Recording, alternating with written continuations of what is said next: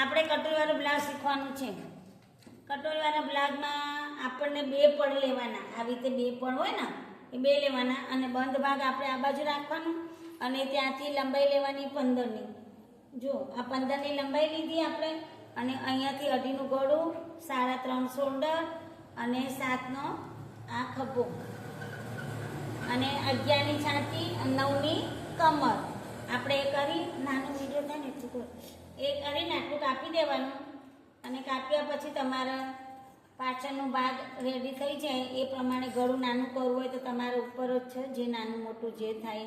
અત્યારે આપણે 6નું ગળું કરી રહ્યા છીએ, પછી મોટું કરવું હોય તો આપણે અહીંયાથી કરી શકાય।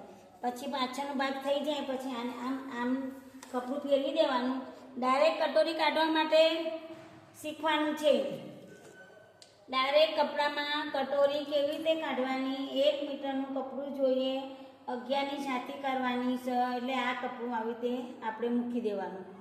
બાય કરતી વખતે પહેલાં આપણે છે ને આ જે ભાગ છે ને એ તમારે આટલો આમ ગોઠવી દેવાનું અને આ ભાગ આટલું દોરી દેવાનું। દોર્યા પછી આ ખભો પણ આપણે માપનું દોરી દેવાનું।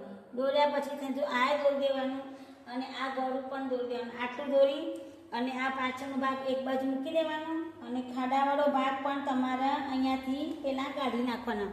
પછી તમારે આ જે સાઈડ ભાગ હોય ને ત્યાંથી તમારે લેવાના 6 લીધા। 6 લીધા પછી તમારે અહીંયાથી 5 લેવાના।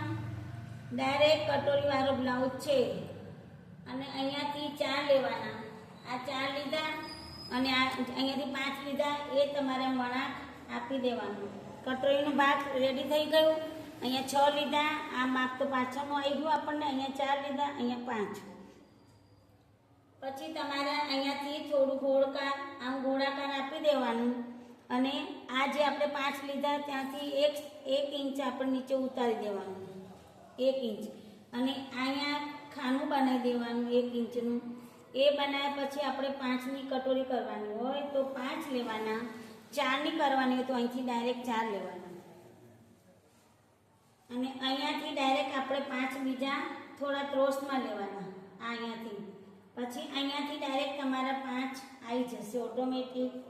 ના આવતા હોય તો અહીંયા આવો તો તમારે આમ દોરી અને જેટલા અહીંયા આવતા હોય તો તમારે અહીંયાથી વળાંક આપી દેવાનું, એટલે આ ઓછું નાનું તમારા રીતે કરી શકાય। અને આ જે લીટી હતી એ લીટી આને ભેગી કરવાની એટલે કટોરીનું શેપ દેખાય છે તમને બેનો, એટલે આ કટોરીનું તમારે રેડી થઈ ગયું। પાછળનો યોગ પટ્ટો કાઢવા માટે આપણનો પાછળનો ભાગ લેવાનો। પાછળનો ભાગ લીધા પછી તમારે સાઈડ ભાગનું ખાલી લીટી પાડી દેવાની આવી રીતે। પછી ત્યાંથી આટલો ભાગ 4નો લેવાનો, આ પટ્ટો 4નો યોગ પટ્ટો અને અહીંયાથી 3 લેવાના। 3ની લીટી પાડીને આ યોગ પટ્ટો તૈયાર થઈ ગયો।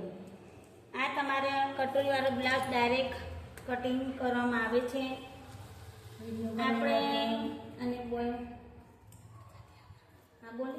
વિડીયો ગમે હોય તો લાઈક કરો, શેર કરો, સબસ્ક્રાઇબ કરો પ્રાર્થનાબેન સીવણ ક્લાસ। હા।